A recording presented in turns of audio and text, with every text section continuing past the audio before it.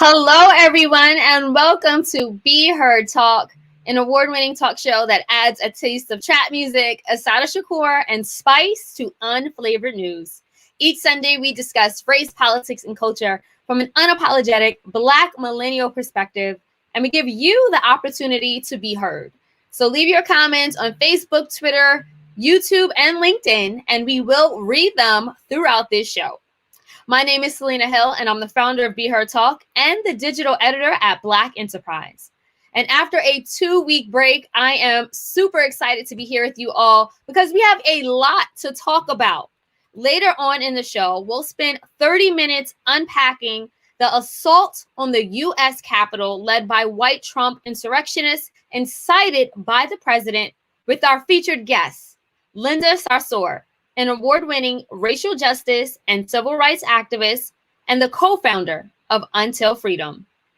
Now, before I introduce my co-host, I wanted to thank our official media sponsor, Black Enterprise, as well as our sponsor, Black Spectrum Theater. Start your subscription today and enjoy Black Spectrum home video series. Subscribe today to check out 2000 Black, The Prophecy on January 15th, Once Upon a Lifetime on January 22nd, and A Conversation with Vivica A. Fox on January 29th. Head to blackspectrumtheater.com to become a season pass subscriber and to learn more. Now, let's start the show by introducing my co-host, Stanley Fritz. Hey, what's going on? Happy New Year. Happy New Year. Thank you. What's going on, Be Heard listeners? This is Stanley Fritz, your favorite former engineer on a PC ones and twos. Now I have a DJ set, and once I get nice with it, I'm going to show you guys all the tunes. But if you're wondering what I do besides talk sassy on the internet, during my day job, I'm the New York State political director at Citizen Action of New York. And when I'm not over here rabble-rousing and fighting for electoral change, I am writing my way out of a paper bag, usually not very successfully. But you can subscribe to my Substack at Sucker for Love at Substack.com. And you can follow me on Twitter, IG, Snapchat, not Parler, at Stan Fritz. Good to see you folks. So, and good to see all of the people leaving comments. Thank you so much. We have people checking in from North Carolina. We have people checking in from New York and South Carolina. Let us know where you are checking in, and we will definitely get to your comments. Okay, so Tammy David, unfortunately, could not be here with us, but we have Evan Mastronardi, one of our trusty correspondents, filling in and joining us for the whole show. Evan, let us know who you are and how people can reach you. What's up? Thank you so much for having me. I was really excited that I got invited to this one. You can follow me at @_Mastronardi on Instagram, at Let's Not Be Trash with a B, not B-E, and also on Medium at Medium Let's Not Be Trash, which I co-founded with Stanley Fritz. Happy New Year. I feel like we just got an extension that we did not ask for on 2020. And somehow we just rolled 2020 part 2 into 2021. It had a good 6 days, but all of a sudden it was like 2020 came back with a vengeance and someone forgot the Twisted Tea. Anyway, thanks for having me. Yeah, no, it's always a pleasure, Evan. So before we kick things off with Linda Sarsour, again, our featured guest who will be joining us in a little bit to talk about what happened at the Capitol, we're actually going to kick things off with the news roundup. So Stanley, please, thank you very much. Timmy is not here. I am very proud to take on the news roundup in the spirit of the petty goddess, the mess queen, Tammy Marie, Mother Loving David. So folks, this is the news roundup. We talk about things that are important, but usually messy. If they're not messy, they're politically relevant, and they make you feel certain kinds of ways. It can be Kanye West apparently cheating on Kim Kardashian for some racist pussy, or it could be people not knowing their place and talking to Gayle King. But we'll be talking about it all, including Tiffany Pollard, New York's transphobic comments today. Well, let's start off with the most important piece in the news roundup. People not knowing their place or how to respect Black women. That's right. The same mediocre white woman who tackled a 15-year-old child for a phone that wasn't hers, then went onto a morning show and disrespected Gayle King on live television. That's right. Karen. Which Karen? They're all Karens. Got on Gayle King's show to defend herself, saying that she was attacked by the 15-year-old boy she accused of stealing her phone, even though all footage shows that she was the one that attacked him savagely. And while on that show, she decided to fix her face and her ashy lips to disrespect Gail. Can we play that clip, please? You're 22 years old, but you are old enough to know better. So I will say you're 22. I get it. Enough. The hotel did have my phone. The hotel did end up having my phone. So first off, before we do anything else right here, I just want to tell folks, if you are watching the show right now, you're enjoying this, or even if you hate it, take a screenshot of what you're seeing and mention what you're enjoying right now on social media at Be Heard Talk. That you can do that on Twitter, on Instagram, on Facebook, anywhere, and we'll make sure we retweet and comment and let us know what you think about this young Karen disrespecting Gayle King. And we'll make sure we highlight your post. Now, moving on to the reporter on this show, Selena. How did you feel when you saw this Karen disrespecting Gayle that way? First of all, I mean, not only did she racially profile and accost a young teenage Black boy, but then she has the audacity to disrespect Gayle King, who is obviously an auntie and an older Black woman. Like, this young Karen has no respect whatsoever. And I read that she had the nerve to claim that she can't be racist because she's Puerto Rican. First of all, she shows up as a white identifying and a white facing woman, Karen, at that. And for her to just completely be so dismissive to the disrespect she sent this Black boy, and to top it off by being extremely disrespectful to Auntie Gayle, I was insulted. I took that personal. She put her hand like basically to her face and told her to calm down and called her by her first name. First of all, if we think about it, that's rooted in racism and our history of racism, because how many times did white people call adult Black men and women boy, girl, and address them by their first name to basically dismiss them and disqualify them for being an adult? I didn't like that.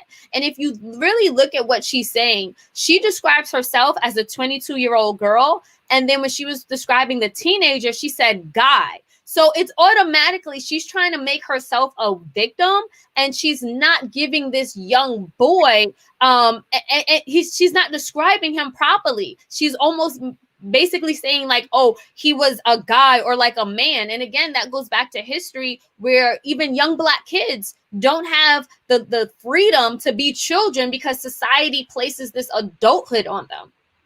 You know, when you wonder about who are the Hispanic people that supported Trump, she's one of them. I want to highlight a comment I saw in our comments from Johnny Blue. Johnny says that she's a millennial. Her values are not the same. Evan, you're a millennial. What is Johnny trying to say with that comment? It's way more than just being a millennial. As Selena said, a lot of her behavior is absolutely rooted in racism. I highly doubt she would have done that to a white person. And the notion of Puerto Ricans not being racist or not, I'm not saying I could speak for all, of course not, but it is absolutely true. As you pointed out, voting for Trump, some who want to align and present white, you know, I can personally attest, though anecdotes are not by any means the whole experience, in my own building, hearing very racist things from, unfortunately, them. So, you know, a lot of people who align with whiteness or can align with whiteness in their culture, wherever there's whiteness, there is racism. Wherever there's whiteness, there is oppression in all forms. And the way that she acted in that way was a complete disrespect for Gayle King. It is much beyond her age. It is clearly based on race and other prejudiced views. Yeah, I'm inclined to agree, Evan. I want to also highlight a comment coming from Elizabeth Wright from Facebook.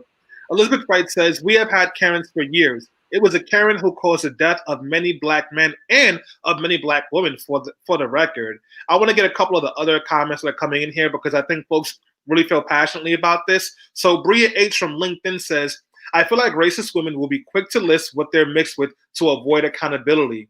Bria, you are 100% right. That also happened not just with women, but when George Zimmerman shot Trayvon Martin, they were quick to say that he was Cuban, I think it was, or his dad was. But listen. He's half Peruvian.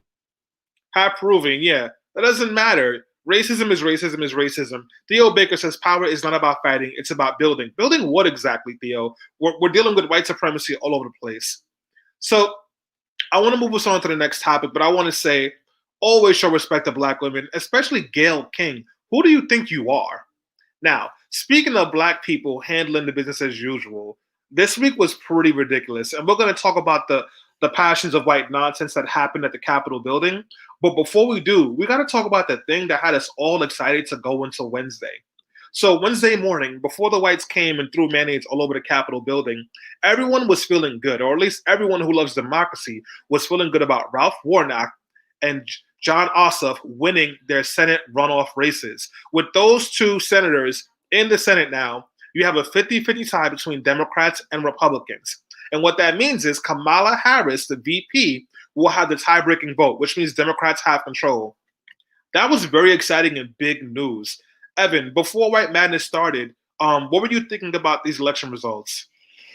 I was extremely happy and excited, and I hate to throw any rain on anybody's, excitement about this, but it then immediately did dawn on me that, well, hold on now. There are some Democrats in the Senate who may not vote like Democrats. Well, the one that came the highest to mind is Joe Manchin of West Virginia, who for a very long time has voted with Republicans. And I believe he confirmed Kavanaugh. He confirmed a bunch of Trump appointees when the rest of Democrats did not. So while it's great, I feel like Joe Manchin and Democrats like him will all of a sudden have an immense amount of power. I think of the IDC, Stanley, in New York, where it was kind of like these in-between parties that had all this power because they were the swing vote. And I think we're going to see that now, at least with Senator Manchin and probably other conservative senators, that they're really going to use their power to be a swing vote. So definitely progress, but a lot of work left to be done. Real quick, the IDC stands for the Independent Democratic Conference. It was a group of about 8 Democratic senators who conference with Republican parties so they can get extra perks and more power and nicer offices. And in return, they voted with Republicans and blocked a lot of progressive bills in New York State. Go ahead, Selena. Oh, having some trouble hearing Selena right now. That's a Republican trying to block her vote. Sorry, I was on mute. Reverend Warnock being sworn into Congress was historic. Not only is he Georgia's first Black senator, he's the first Black Democrat to represent the southern state, to represent a southern state in the Senate. And he has been a fierce advocate for civil rights. He's the pastor of the same church that Martin Luther King Jr. preached at before he was assassinated, for 8 years at that. And a number of historic things have happened at that church. John Lewis was laid to rest there as well. So I think that to having such a strong voice for the people at a time like this, it just couldn't be more perfect. We had 4 years of Trump, 4 years of Mitch McConnell, and just so much chaos. So I'm really excited to start 2021 and to go into a year where Democrats will have full control over all branches of government. However, I will say this: if something does not get done for Black people, there's going to be a problem. The reason why these 2 last Senate races were even won was because Black people, and Black women at that, did heavy organizing and mobilizing on the ground in Georgia. They were door knocking. They were doing phone calls. They were doing so many ground hands-on initiatives to get Black people to vote, especially when, and it was especially led by Stacey Abrams and other women like Latasha Brown, who was on Be Heard Talk a few weeks ago. So they owe us one, okay? And now that they have this control, I want to see legislation passed in our favor that directly speaks to and will help advance our communities, because we keep showing up for Democratic Party, and it's time for that to be reciprocated. Selena, you're 100% right. But you know which name keeps being absent from the people that helped win the election, and I wonder why? Keisha Lance Bottom. We haven't really heard much of her contribution to helping turn votes. That's an interesting piece. But folks, if you're listening to the show, if you're watching the show right now, take a screenshot of what you're watching, tweet it, post it on IG, post it on Facebook with comments, and make sure you include us at Be Heard Talk. And once we see it, we'll retweet it, we'll share it, we'll repost it. We want to know how you guys are feeling about the show. Let's keep the conversation moving. So guys, we talked about some politics, we talked about some racism. Let's talk about some political racist mess. Kanye West and Kim Kardashian are getting a divorce. And apparently the rumor mills are going all over the place. Kanye West believes that Kim Kardashian cheated on him with Drake, probably did, and Meek Mill probably did. But now there's rumors that Kanye West cheated on Kim Kardashian with racist social media influencer Jeffree Star. So Kanye West is leaving one mediocre white woman who's probably racist for a mediocre gay white man. What do you guys think about these rumors, Selena? First of all, the rumors have no validity. They have no grounding. I don't give heed to gossip. It was started by a TikToker. And I was actually on Clubhouse yesterday with Jason Lee, who's an open Black queer man, who said he thought it was upsetting and disturbing that we continue to just throw around like, oh, this person's gay. Like, you know what I'm saying? Like, it's just, I just feel like if you're going to tie somebody to somebody, let it be some legitimacy. The Kardashians already messy enough. Jeffree Star is already messy enough. Like, I don't know. It doesn't sit well with me. Evan, what do you think about this rumor?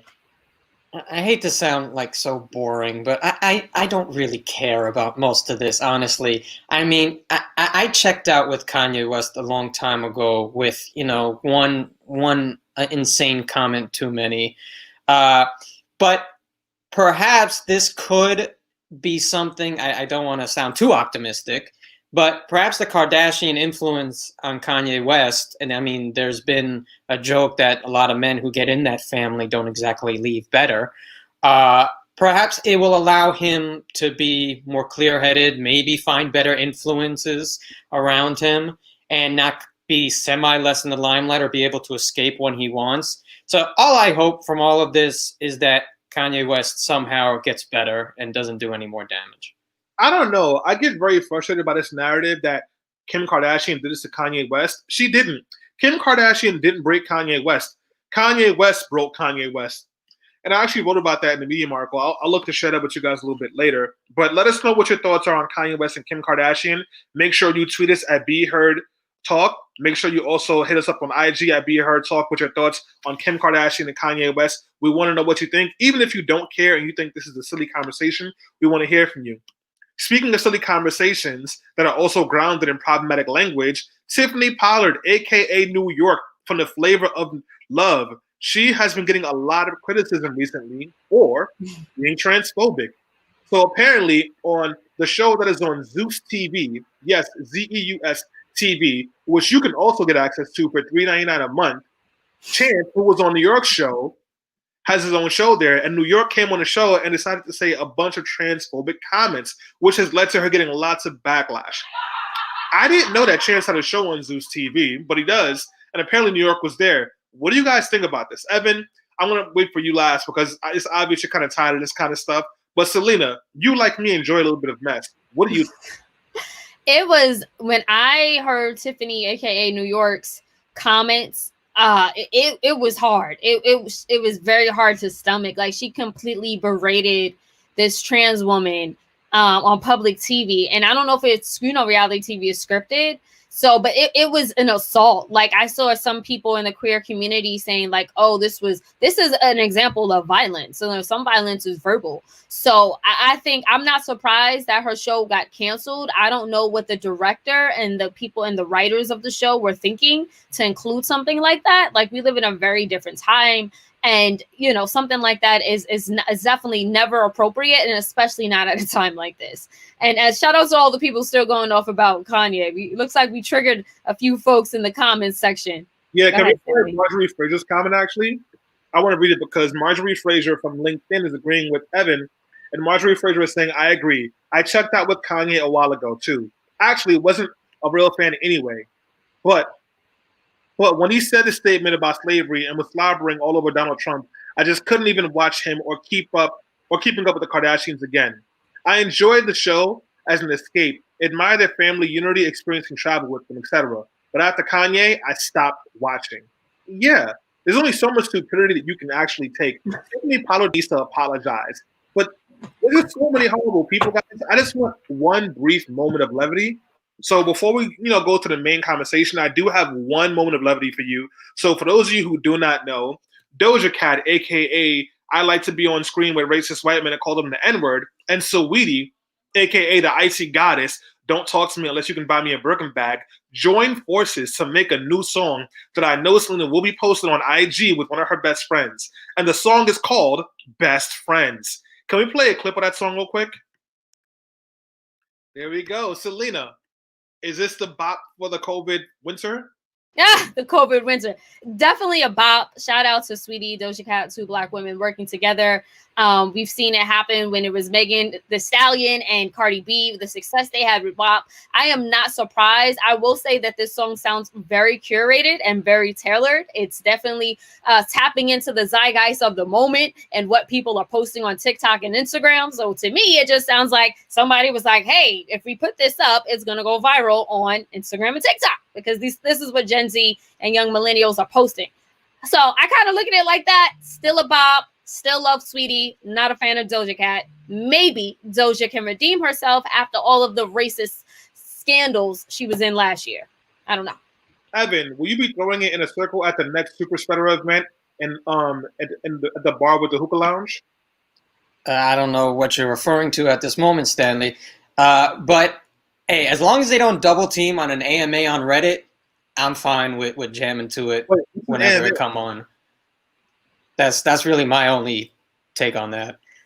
So you're not going to throw it in the circle at the next Super Spreader event when the song comes on? No, I'm not throwing anything. I wouldn't throw myself in it because I want to come out. So no. How about you, Selena? Will you be throwing it in a circle at your next Super Spreader party? First of all, Stanley, you know we don't go to Super Spreader parties, so you could just stop the shade there. Yeah, but I'm going to be throwing in a circle very privately in my own home. Okay? That's it. I wonder what the youth think about this. We got to ask Anaya when we get a chance what the youth think about this Best Friend song. I think it slaps, but I just can't stop imagining Doja Cat saying the N-word to that white guy who also hates Black people. That's the only thing that comes to mind. Let's see what folks in the comments think about this song. LinkedIn user says, Sweetie is trash. Thank you very much, LinkedIn user. Chance Carlton comment as well. What was that, Selena? Chance Carlton Holloway. He says, another WAP BS. I don't know. Folks aren't fans. Marjorie Fraser says, while we're talking, although I'm a heterosexual straight woman, I don't care for terms for homosexuals as gay and queer. I wish we could come up with a better word. I'm not. Maybe that's related to Kanye West. But thank you so much for that. And we'll close out by saying Elaine Tomlin says, who goes to super sprayer parties? Only the crazies. Only the crazies and a few of my friends. So friends who are watching, sorry for judging y'all, but it's weird to go to super spreader events during a pandemic. Let's not do that. So anyways, folks, those were the news stories for the week. They made you laugh, cry, shake your head. Cool. Oh, Selena muted me because she was tired of me shading super spreader events.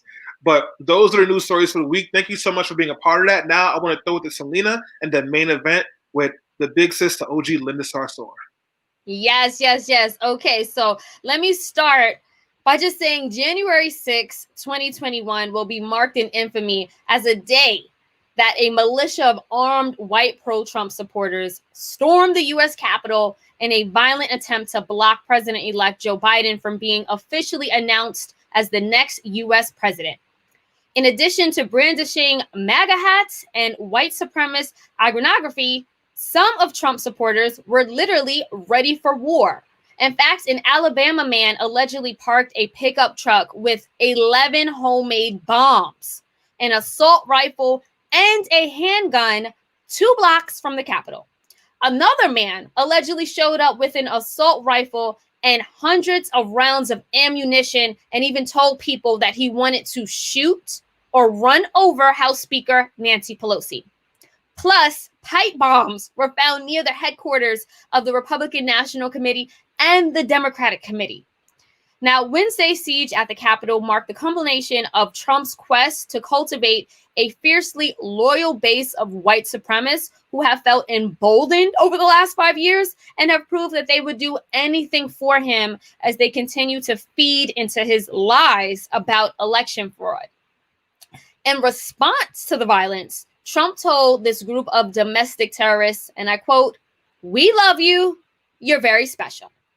So, to help us unpack all of this chaos that is going on in the world, we have a very special guest joining us. We have Linda Sarsour. She is an award-winning racial justice and civil rights activist and the co-founder of Until Freedom. Thank you so much for joining us today, Linda.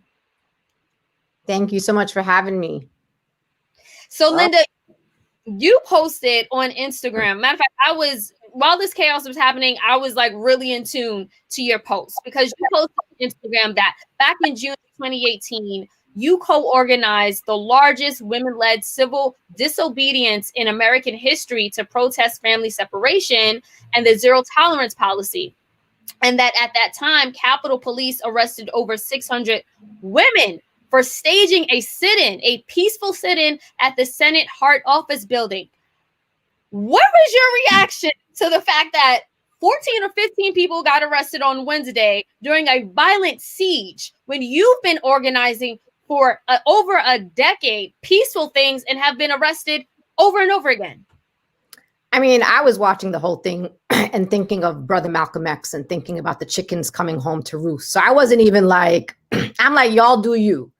But what triggered a lot of us as organizers is that we have engaged in nonviolent civil disobedience and have been met with military. We have been met with the armed National Guards. We have been met with tear gas. We have been met with, of course, being arrested multiple times, especially on Capitol grounds. If they could figure out how to arrest over 647 mostly white suburban women who were coming out and saying, I'm not going to live in a country where we strip babies from their mother's arms, then you would think that they would figure out how to arrest these folks. And by the way, when we did our family separation event, it wasn't even as, promoted, if that makes sense. We didn't promote our civil disobedience. So they were ready for us. How are you not ready for people who had already been promoting this January 6th event for literally the last few weeks? And so for me, the hypocrisy was literally on the main stage. I was sitting back being like, okay, now you get what we're talking about. Now don't tell me that we're not going to talk about race, that we're not going to talk about political ideology, because they're ready for progressives. They're ready for the leftists. But for some reason, they're not ready for the rest. And actually, it's not for some reason. I know the reason. Because a lot of those folks that were part of the insurrection were collaborating with law enforcement. There is no way, Selena, in there that they could have gotten to where they got to without collaboration from law enforcement. There was just no way to explain that other than saying that there was collaboration. Linda, I'm so glad that you brought that up, because in another post, you actually said, and I quote, I know the Capitol grounds inside and out. I have been arrested inside and outside of them. There are multiple security checkpoints. DC officials and law enforcement knew for days and weeks that these folks were descending on the Capitol. So as someone who knows the Capitol Hill inside and out, I'm thinking, and I've seen those pictures of you getting arrested inside the Capitol as well, on the Senate floor, the House floor. I was thinking that whole time, like, how is it that they were able to make it that far, break into Nancy Pelosi's office, steal things, which is a federal offense, and then make it out and go to Olive Garden and the Holiday Inn, like Anderson Cooper said? How does something like that happen? White supremacy. That's how it happens, Selena. And I'm telling you, for folks like us, I'm not, I don't want to watch an attempted coup in my country. But maybe you need an attempted coup by white supremacists for the rest of America to say, wait a minute, this doesn't seem right. We got to also do something about this. Maybe these are the real thugs. Maybe these are the real rioters. And maybe once and for all, people will start taking us more seriously, because we've been raising the alarms and ringing the alarms for the last 4 years, and some of us even longer than that.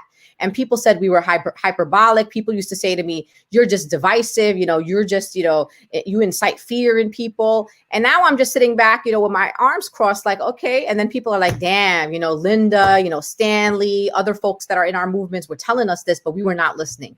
And so this for me right now is a wake up call to the American people. And it's also a wake up call to white folks. You know what I'm saying? And I said this the other day on a live that I did. And I said to white folks who are in the movements with us, you're welcome in our movements. I organize with white folks all the time. Stanley organizes with white folks all the time.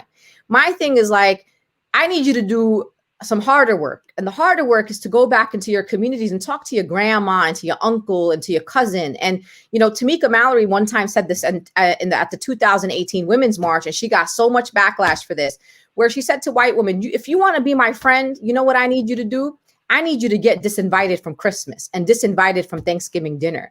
You cannot come to me in the movement and say, Linda, I am in solidarity with you and Muslim people. I am in solidarity with, Black folks. I'm in solidarity with queer folks. I'm in solidarity with marginalized people. But then you sit at a table across from someone who does not value my life, who does not value your life, Selena or Stanley. That just doesn't work for me. And so that's the hard work that needs to happen. It's not my job. I cannot convince these folks that were at the Capitol of the value of my life. That's for their family members to do. And so that's the kind of work that we need people to do right now. You know what, Linda? Great point, because I think to be a true ally, that's what we need our white allies to do. Go into your own communities, your own family dinners, and educate them about racism. We actually have a comment I want to read from Corrine White from LinkedIn. She says, any protesters that were not white would not have gotten that far without being shot or killed. On that note, I do want to open up the discussion to Stanley and Evan. I'll start with you, Stanley. What was your reaction to Wednesday? There were a bevy of reactions. Some of them I'm not proud of. But initially, when I saw that the Proud Boys were fighting with the cops, I was like, oh, snap. How did they get like their friends who were off duty that day to show up and fight with them? And I just kind of laughed at it. And then I look again at 2:00 and they got into the Capitol. I was completely shocked because I don't think folks understand how hard it is to even get like within the perimeter of the building. I've gone to the Capitol to protest. I've gone there to work. I've gone there to do briefings. And it takes you 45 minutes just to get through security to go do a briefing when you're scheduled to be there. And they pulled all the way through. And now there are rumors that the police and maybe potentially some Congress members were working with the rioters, because apparently in an article I read from Daily Beast, a black officer said that Congress people can bring in anybody they want and they don't necessarily need to go to security checks. At this moment now, I feel the way that I felt after Biden won the election the first time, not the 40th time, is that we need to do some deep and serious organizing to white folks, because if we don't, this is just the beginning. Oh, not me, and not Linda, not y'all, but other white folks, just to be clear. Sorry, Evan, you got to pull up and talk to me people. Yeah, hold on. Before Evan chimes in. Why did you get me involved? I know, and Evan doesn't speak for them. I just want to clarify. But Brittany actually left a really good comment.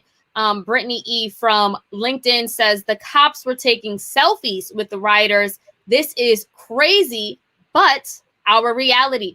Evan, what was your response to this white insurrection?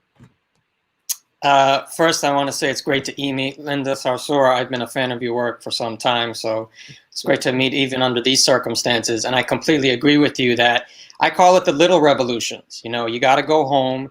You got to not be afraid to talk to your parents, your uncle, your cousins, as we joke. Someone made a joke, those are my cousins. I said, my cousins grow San Marzano tomatoes in Italy. But I know what he meant, that I have to actually, and I do, and many other of us need to, especially Italians too, need to go to our family members and talk to them about disparate treatment, even if you come from a different immigrant background, how that's different from the Black, Muslim, and Latino experience in the U.S. I gotta say, I looked at it like the logical conclusion of Trump's rhetoric and unfettered, unchecked white supremacy in this country. That's what it was. And I also agree with Linda that I wonder if now, because a bunch of white congressmen were at risk, if now maybe people will see this is an issue. Maybe now we'll even hear gun control concerns come up. Now that it came to them, maybe now they'll see it's an issue. But maybe that's also wishful thinking. Guess there's a silver lining in everything.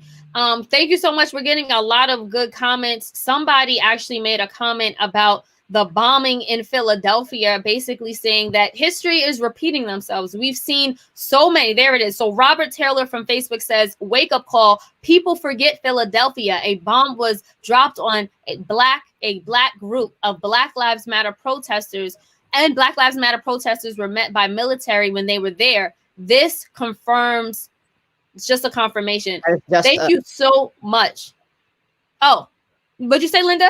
No, I'm saying he's saying it confirms that it's just us. I mean, when we were in Louisville, Kentucky, Until Freedom posted a memo that was leaked by police officers from the Louisville Metro Police Department right before a civil disobedience event that we were going to do before the Derby. And in that memo, what the LMPD says is, whoever has a vacation, whoever's out sick, you got to report to work. Every LMPD officer had to report to work the day that we were arrested. So we were met by the entire Louisville Metro Police Department, and there are photos from journalists across the country that came and descended on Louisville with us. 1,500 police officers with guns. In addition to that, National Guards who met us on the bridge outside the Kentucky Derby. And so my thing again is, so you are meeting a group like us who has a history, a very documented history of nonviolent civil disobedience. I've been doing nonviolent civil disobedience with the same people for close to 2 decades. We have never engaged in acts of violence. There is no history of violence amongst us. So this never happened. The fact that the police departments would then say everybody show up to work for this nonviolent group, but then all of a sudden not be prepared and overwhelmed for a group that has elements of it that have a history of violence, like the Oath Keepers, like the Proud Boys, like other militia groups from around the country. So once again, what we've been saying all the time, when we say, defund the police, when we talk about the military industrial complex, when we talk about taking resources from police departments and law enforcement and bringing it back to our communities for education, healthcare, and clinics and infrastructure and jobs, maybe this is what people needed to understand that. Because people in our country feel safe and they're like, oh, got to call the cops. I don't call the cops because I'm not safe.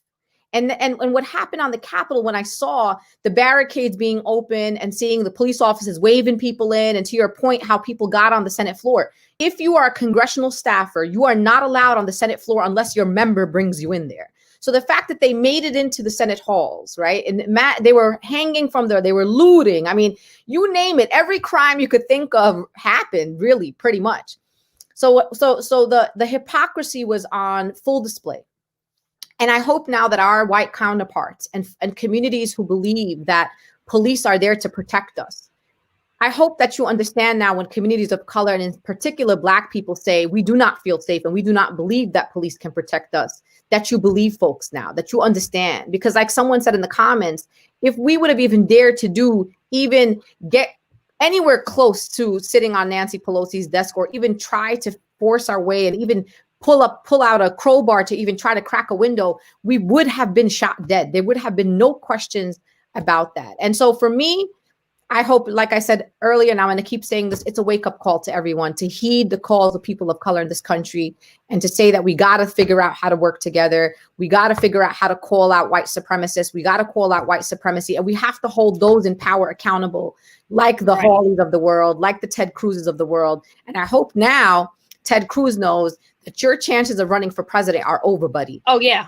Completely. Your chances for being, president are over. And, Hawley and I had the same publisher. I was published by Simon & Schuster. And Simon & Schuster does publish other voices that I don't agree with. Like they publish, all kinds of people, the Dershowitz of the world or whatever. But I got to say, I got to give them props, for pulling Hawley's contract. That's not an easy feat to do for a publisher like Simon & Schuster. So I want to give them their props. And I want to give, other platforms their props. I mean, some folks argue it might be a little too late. Yes, I guess it's better late than never. But in particular, Parler, which is where all the conservatives are going now, which is a free speech media site where they literally incite violence. Someone sent me a post yesterday from Parler where someone said that I should be executed. That's not free speech, just for folks that are also arguing on the left that this is a slippery slope, Linda. Don't support cancellation because eventually it's going to hurt us. I'm with it. You can say all the horrible, racist, bigoted things, and I will fight for your right to be a bigot. But you will not be allowed to be in a space where you can call for people's executions and then call that freedom of speech. That is not freedom of speech. That's actually violence. Linda, I'm so glad that you brought up John Harley, I believe his name is, that Republican, because I wanted to ask, how much responsibility actually falls on the Republican Party at a whole. I'll actually throw this question to you first, Evan, because it wasn't just Trump inciting violence. We had years of Republicans being complicit. So what do you think about that? Mm-hmm. Look, any oppressive behavior needs enablers. We talk about it with sexual assault, when men enable men and allow for that behavior to persist. It's the same with white supremacy, Islamophobia, anti-Semitism. It's when it's enabled. So this has been enabled for a very long time in the Republican Party. And it's only now, when their own safety, in both figuratively and literally, their electoral safety and also their physical safety has been threatened, and they realize there's a significant, maybe not enough, but a certain portion of the country that won't tolerate it, and vote them back in, that they need to say something. So the Republican Party absolutely has been a part of this. And, you know, some Democrats have too. And one thing I want to say about, I thought Joe Biden, I'm glad he said, you know, if this was Black Lives Matter, the response would have been different. But Joe Biden needs to understand, even if he says that, most of America doesn't see it that way. And even his own supporters are not necessarily understanding that nuance with race. So this isn't just a one-time thing you can bring up in a speech, though I'm glad he did. He needs to bring this point home that these disparities constantly exist in law enforcement. They do. Stanley, do you think that, you know, that being said, we can trust the Republican Party? I mean, a lot of us have said things here like, you know, we have disagreement, but we should respect people we disagree with. Okay, go ahead. There's nothing legitimate about the Republican Party. There hasn't been for quite some time. There's barely anything legitimate about the Democratic Party. But at least they're not actively trying to murder Black and brown people and not trying to destroy the Capitol because they didn't get their way. I want to push back on something that Sister Linda said, where she said that I think you, Sister Linda Anson, said that Ted Cruz and Hawley, they've lost their path to the presidency. I don't think so. I think they become the top candidates for 2024 now. And I think they will have a very good chance of winning, because the fact of the matter is, while all this is happening and the Republican Party is not legitimate, it is just white supremacy with suits and talking points. And Biden keeps saying that we need Republicans, and he keeps on giving them breaks, and we're not properly punishing these people. So what you're going to see happen is another resurgence in 2024, where all these people who put our country at risk are going to be empowered and have a chance to take away power from Joe Biden, because he won't go as far as needed to hold people accountable and actually serve the people who care about the real interest of this country. If we don't, listen, I support restorative justice, but the fact of the matter is, if we are not punitive in how we hold people accountable with what they did this week, they're going to come back. If Ted Cruz and Hawley are not expelled from Congress, if Matt Gaetz and Kevin McCarthy are not expelled from Congress, and these people don't get some serious prison time, they will know that they can keep on doing this. We are going down a dangerous road. You could be seeing the collapse of the U.S. government because white people refuse to see themselves. And I agree. Go ahead, Linda.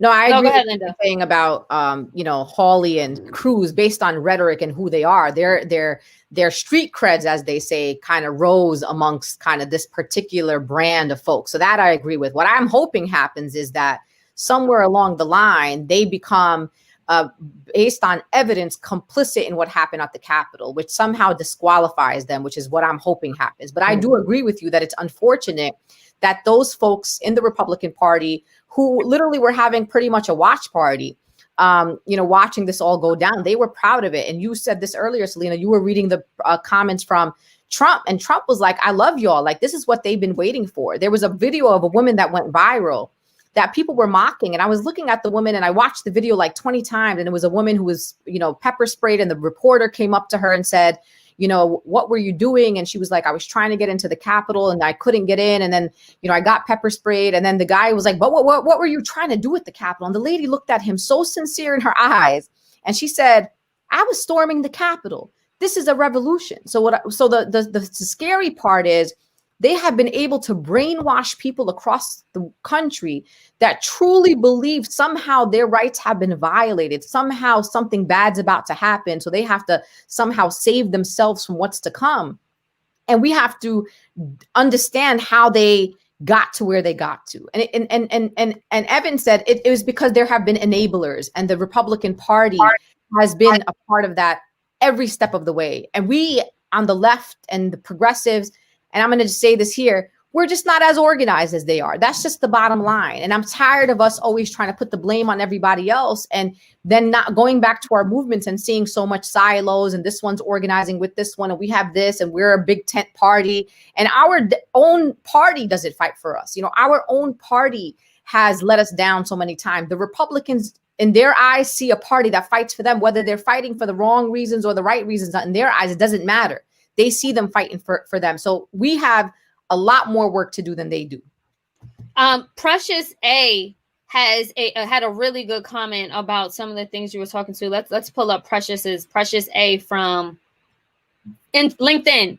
She says, are you sure about Ted Cruz? 75 million people voted for Trump. The Rhetorics of the right is red meat to Americans who cannot stand the changing demographics of America. I would agree. They call it the browning of America. And, you know, a lot of people were brainwashed, but some people were just emboldened to really just share their racist views and to cap that as Trumpism. It's just a brand of white supremacy. And to the points that we're making and that Linda brought up, Trumpism isn't going anywhere. Trump may not be reelected, but he has started a whole new movement proving that you can be as loud and racist as you want in the 2020s and still be elected to the highest office in the land. So what happens after that, Evan? The fact that, you know, 75 million people voted for Trump, people stormed the Capitol, his brand of white supremacy isn't going anywhere. Yeah, that's my fear with the Democrats. I think my fear with the Democrats is that they're going to see Joe Biden's election and Trump, you know, whether or not he faces criminal charges, who knows, but Trump not being in office as more progress. And it is significant progress because rhetoric emboldens people. We saw that just now and we've seen it a while. But this ideology, this emboldening of white supremacy and all forms of xenophobia, it's going to stay. It's going to perhaps find other forms. I wouldn't be surprised if, regardless if Parler is shut down, all these others are shut down, Trump creates his own app. Or Trumpers create their own app, and they keep finding forums for this racism. And Trump may have his own TV network after this, and there'll be forums. So the Democrats cannot act like those 75 million people didn't still support this ideology. They still need to continue doing work and to support progressive ideals that make it clear that anything that is to that level, any type of oppression and racism, it's not like it's a light version, not like a watered down version. It is completely unacceptable in this country. And they can only do that with the principles, not just the candidates. Stanley, what can and what should people of color do to protect ourselves and our communities in this now post-Trump era? Mind our business. Let these white people deal with their problems. The Uncle Toms and the Coons in the chat right now commenting, they saying y'all fight neither. Don't go out there trying to stand on white people and getting shot in the face, because I promise you, you will be the one that gets those hands. When all those white people went and stormed the Capitol and they put a 6 p.m. curfew, you know who suffered the consequences of that? Black D.C. residents who had nothing to do with it. There were 35 arrests for breaking the curfew. 90% of those arrests were black people. Mind your business, because when white people catch the cold, you will catch COVID. And we see how COVID is working for us not very well. Additionally, white allies and co-conspirators, you need to go talk to these people. Organize, organize, organize. Because if you cut through the fat of the ignorance and the fever dreams, you know what they're asking for? They're asking for a $2,000 stimulus. They're asking for health care. They're asking for housing. I'm not going to help them see that. My black behind is going to stay in my black neighborhood with my black people. But you know what? These white folks, go talk to your uncle, go talk to your auntie. And if they are not willing to shift, then they need to at least know it is not safe for them to feel so emboldened to be racist. Because that's the biggest problem. People feel safe to be white supremacists. People feel safe to support this garbage. You need to feel very uncomfortable. You need to feel like you're not welcomed here. You are not welcomed here. And that's what we got to do. So John Womack left a comment about white supremacy. I don't know if it needs some clarification, but we do have a comment from John that I definitely want to get to. He says via Facebook, those toothless white people are not the same as white supremacy. Linda, can you, okay, Linda or Stanley, if you guys could just clarify, because I don't know where the confusion is coming in, but it seems like there's some confusion about what is white supremacy in action. I think John is onto something. I think what he means to say is that those white people are tools of white supremacy. White supremacy is systematic. White supremacy is power, right? It is the supremacy of a race over others. So what he's saying is we're looking at these toothless white people. A lot of folks are saying all kinds of things about them, trailer trash, whatever. Let me be also clear that some of those white folks were from Brooklyn. Some of those white folks were from Manhattan. You know, these are not all people that were coming from some boony town in Nebraska. So what he's saying is right. Like, we cannot look at individual groups of white people or look at the Oath Keepers or the Proud Boys and say that is white supremacy. White supremacy is the policies that continue to impact our community. It's racial and religious profiling. It is the murder of unarmed Black and brown people at the hands of the police. It is the lack of health care when it comes to communities of color. It is food desert across this country. It is the fact that most communities of color are literally swimming in debt because of the way the system has been set up for us to survive versus thrive. So he's right. Let's not look at the individual and say that's the problem. No, the problem is way beyond who they are. They are just a tool to demonstrate the, in fact, power of white supremacy, that because of the color of their skin, the type of access that they were able to have on that day. But even beyond just the insurrection at the Capitol, every single day, our communities live white supremacy anytime we interact with the state.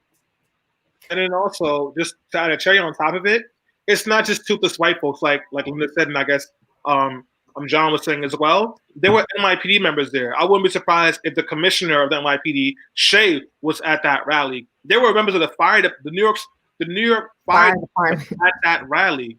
There were well-paid, well-funded white people, white folks who flew in on personal jets to come to this.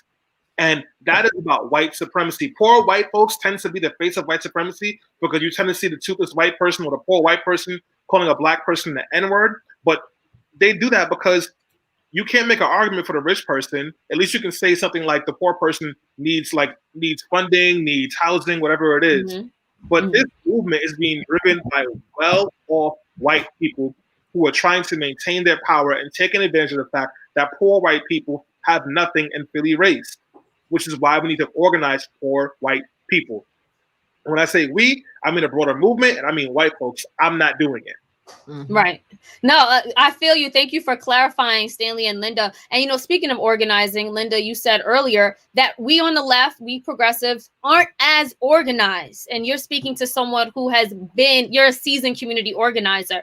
What needs to be done so that we can organize our communities moving forward and protect them? Because we see that these white folks will go to any measure to protect what they think is theirs because of entitlement and privilege, and they don't care who they kill and who gets killed because of it.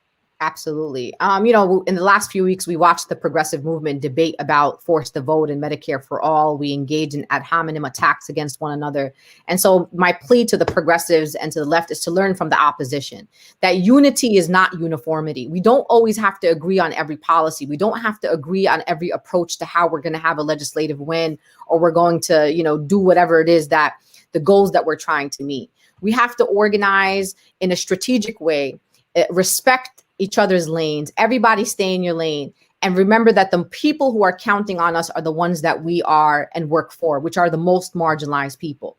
Follow the leadership of Black women in our movement. Follow the leadership of marginalized people in our movement. We know how to get to justice. We don't have time to be petty right now in the movement and argue. And that's really what has been, in my opinion, the downfall of the progressive movement.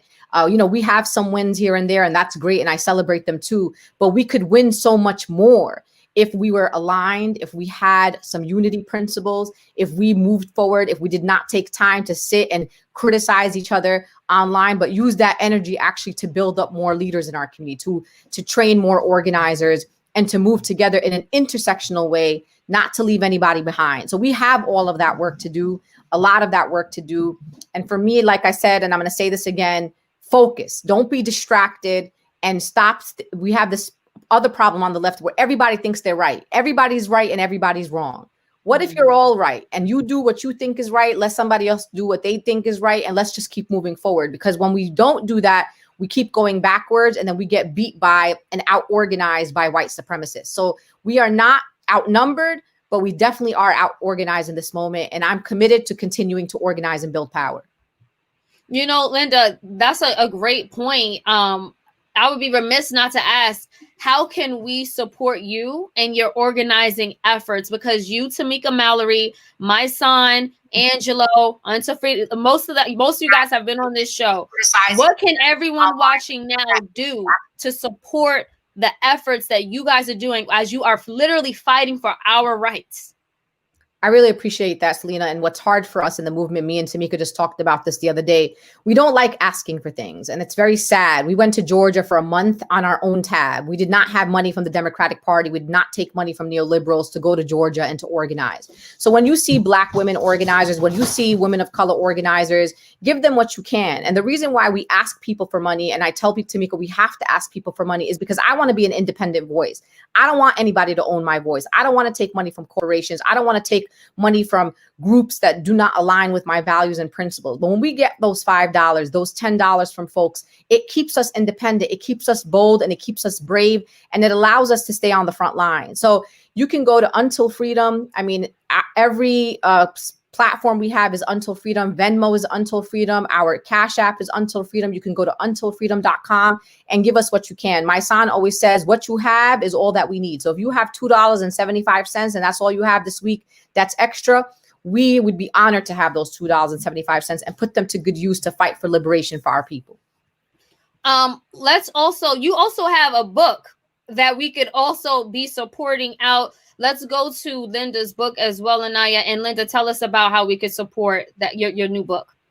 So my book came out during a global pandemic, and it's actually so perfect for this moment. It's called We Are Not Here to Be Bystanders.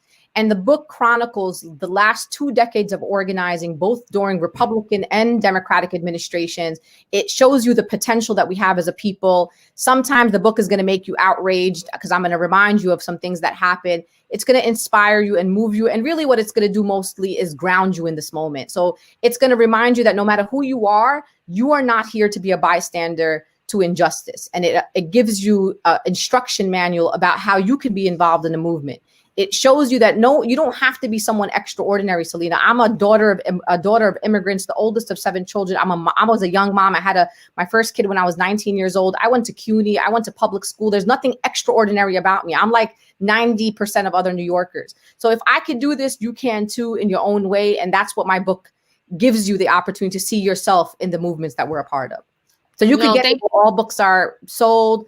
I don't want you to get it from Amazon, so I'm not going to promote that, but it is sold everywhere where books are sold. Gotcha. And thank you so much for that, Linda, and your work.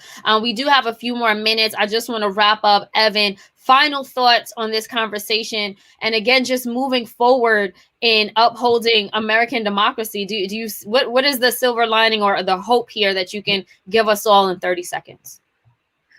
The hope here is that some white people woke up, like everyone on this panel has been saying. Again, is that wishful thinking? Perhaps. But one term that Stan brings up a lot is harm reduction.